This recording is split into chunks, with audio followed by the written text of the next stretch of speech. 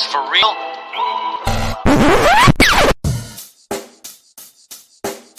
Check the mic and make sure it sound right, boys.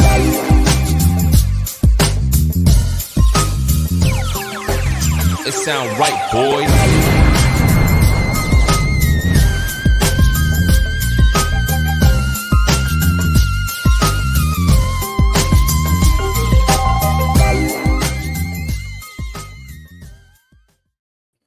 What's up, guys? We got another Hambone's movie review, Hambone to the movies. It is going to be on Eternals, and it's going to be one of the toughest ones I do all year because this movie, I really don't know where I fall with this movie because it had some good moments, some cool looking things in the movie. I liked some of the lore that they put out there and everything else. I liked a certain amount of these characters I thought were done well and stuff and was good for the movie. But then there was some that I didn't feel like was. I felt like there was some story here that wasn't told completely. When I go and sit down and I see a movie that's 2 hours and 40-something minutes long, I expect the reason for that is because, it's going to take them a long time to tell the story.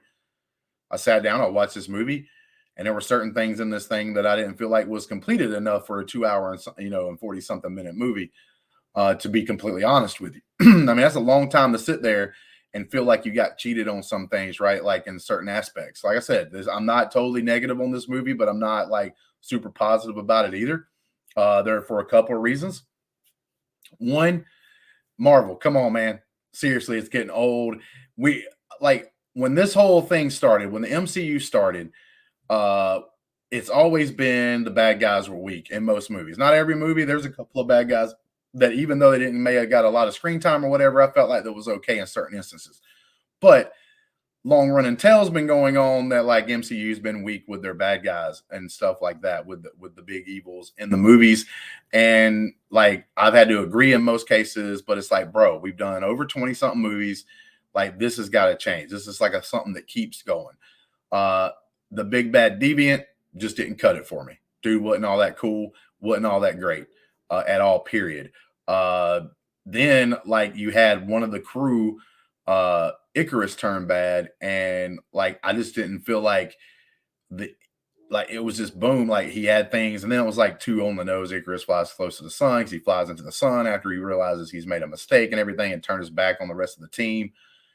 It was just, to me, it just didn't fit. It wasn't like you in love. Like, so another part that I have a problem with, so I can kind of explain this stuff together, is that these two right here were like a couple, right? Like they have this little bitty love story. It's the main love story of that old film. You get to see like how they fall in love a little bit by little clips. It doesn't really give you anything to like suck you in to be very invested in it, but it does start out this love story and stuff. He mysteriously vanishes for a while. He's not around her or whatever. And she like starts to like go after this regular human, Jon Snow, basically. And that's another thing I didn't like, because Jon Snow was at the very beginning of the movie. Whenever they had the first attack, he learns what she is and what she's got to do. Then she's gone for a while. I think it shows him trying to call her like one time. Like if you were really in love with someone and really cared about someone, I doubt that you just like try to call once or something during this whole thing. But he kind of disappears until the very end of the movie. And then like in the post-credit scenes, like the spoiler warning, this is what this is about. This is a spoiler review. But like he comes in and he at the very end credit scene, and he's going to be this character called Black Knight, and everything else. It's like maybe that was the only reason why he was in this movie. That's what I felt, was like just to be in the end credit scene, to be honest with you, because it didn't really do a whole lot for me like during the thing. And now in this movie, there's like a secondary love story between this character Druig and this character right here. It starts with like an M. I can't say it very well, but she's like a very fast person or whatever. And their love story was like really weak. There was a certain part of their story, for instance, like she's trying to get this green tablet or something like that at the very beginning of the movie during one of the fallback scenes where they go back in time and show you some of the things that were happening when they were doing things, trying to help humanity and stuff like that with these deviants and everything. Like, and then that never becomes anything. Like towards the very end of the movie, when they're fitting to try to see what they can do to save Earth, he notices that she found the green tablet, but I don't even know what the green tablet's for. It wasn't even used for anything. It would have been cool if it would have been something they needed to possibly take down the big bad or something, like, you know what I'm saying? Like it came into, but it was nothing. It was just barely mentioned and stuff, and all this. And like I said, their love story was kind of weak. I thought both love stories were pretty weak in this movie. You know what, man? Look, I'm a big dude with a beard. I love some love story action sometimes, every now and then. But I want it to be good. I don't want it to be kind of half-assed. I felt like it was kind of half-assed in this movie, to be honest with you.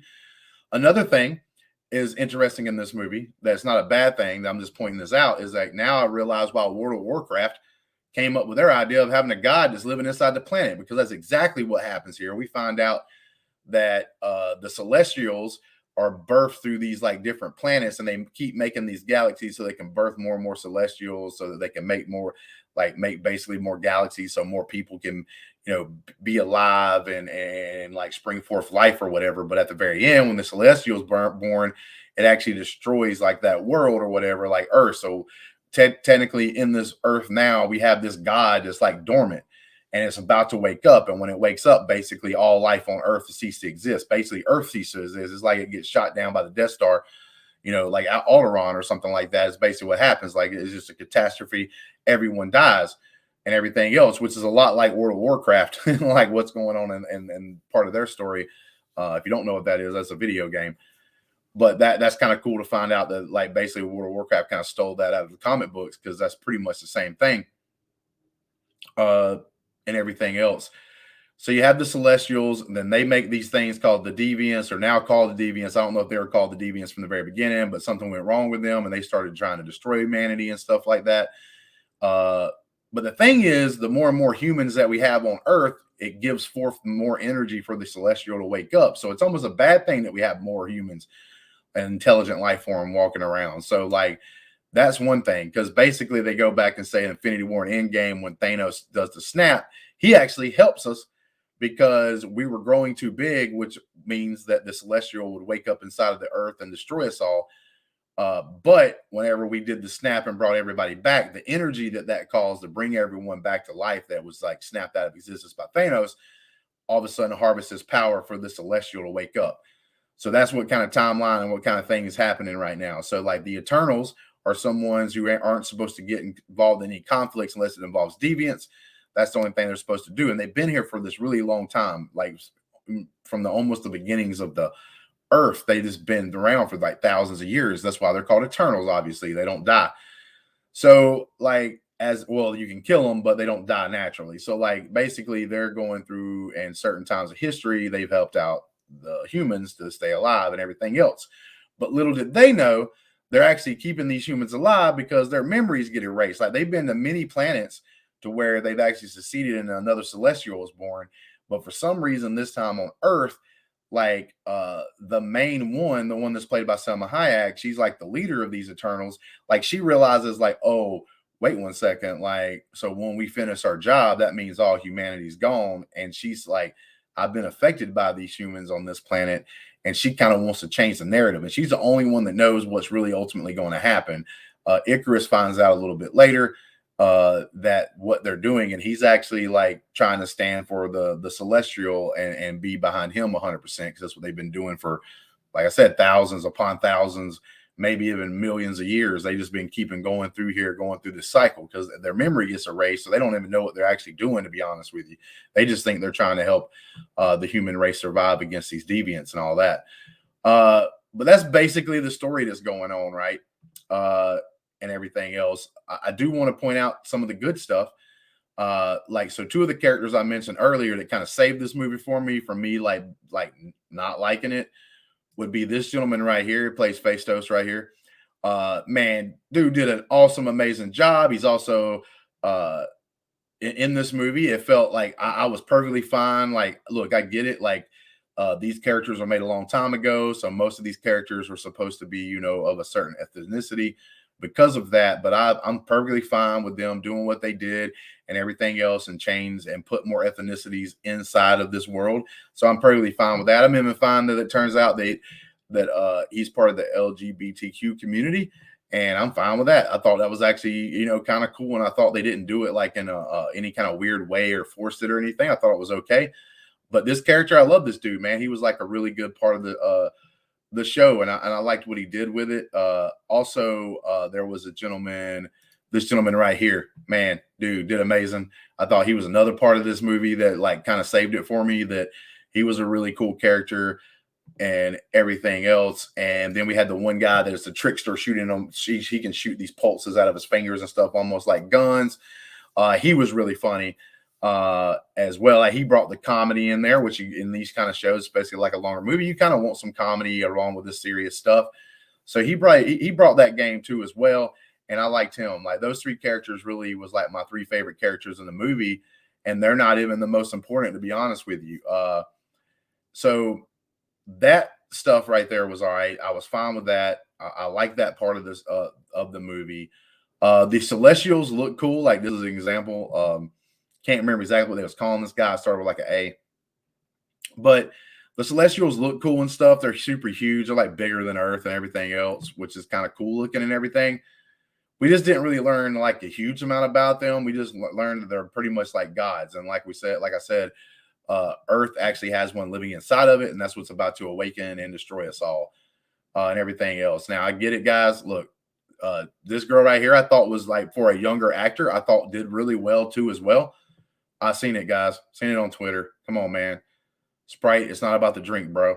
There's actually a mythological creature called a Sprite, kind of like a fairy in some cases, but a little bit different, dude. Come on, guys. Get more original. But yeah, overall, I thought the cast was okay. I just, like I said, I just didn't feel like all these members of this cast. And look, it was a huge team. The Eternals is a pretty big team, as you see there.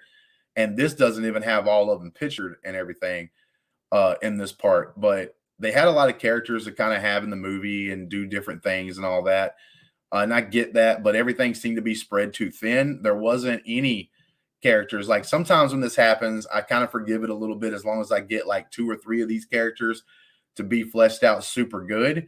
I just don't think they did that with any of them. I think they kind of spread themselves thin and tried to like give everybody almost an equal amount of playing time. And I think that hurt it overall because, like I said, I liked some of these characters, but most of them I didn't feel super invested in. Like, the two I felt the most invested in was Mr. Fastos here and this gentleman right here, the real strong man or whatever of the team. Like, I kind of felt when things either happened or didn't happen to them or whatever, like, I either cheered or was sad when certain things happened or whatever with their characters and stuff, because like I thought those two characters were pretty cool. I thought they were set up good enough. But like, that's the two that I kind of like went into. And, like I said, when it comes to movies, it's all subjective. Like, and some of you guys, may or may not like be, super happy with like my review. Cause I know some people love this movie. I know some people don't like this movie. I've seen it back and forth. This has been probably one of the most, what do you want to call it? Like polarizing films that I've seen from the MCU, to be perfectly honest. And with that being said, like, but here you go, man. Like, all right, so there's another thing I want to talk about here. So like, Sprite, I thought she was a good character and everything, but she turns bad part of the movie. She decides to go with Icarus because she truly loves Icarus secretly, but she's so young that she really can't do anything on it. More than anything in the world, she kind of just wants to be human so she can grow up and actually be like, feel like what it's like to be a grown up and everything else. She's kind of trapped inside this like young girl's body and everything. And so she sides with Icarus. And when she sides with Icarus, like, they go and they're trying to stop the rest of the team from stopping the Celestial from waking up. During that thing, she actually stabs Icarus's love interest, like in the back, literally in the back. But not too long after that, like she was able to harness the power and everything and stop the Celestial from fully waking up. It was about to bust out of the earth and destroy everything, but she was able to stop it in time. We have this scene where she's using the rest of the power that she had to stop the Celestial.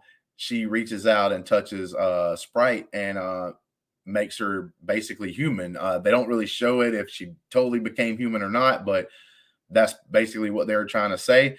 And I'm like, girl, she just stabbed you in the back. And now you're giving her what she wanted, what she dreamed of. Like, she literally almost caused the destruction of this world.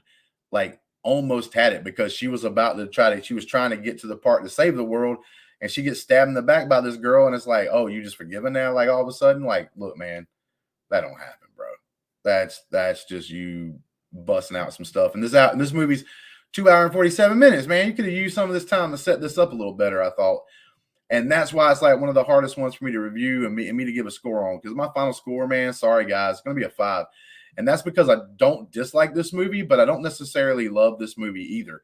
It's right in the middle with me. It's one of the toughest ones I've had to grade because I'm borderline. Like maybe if I see it a second time, maybe I get more to the like and maybe move it up to a 6.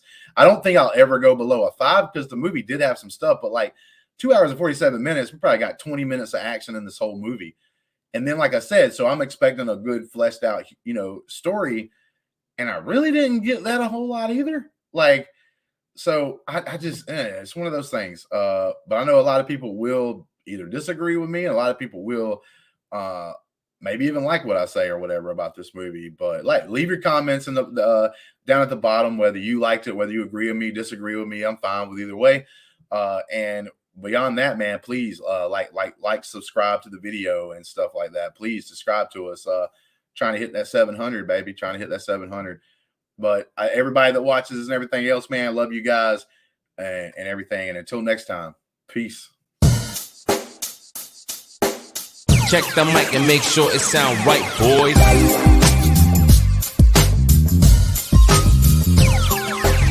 It sound right, boys.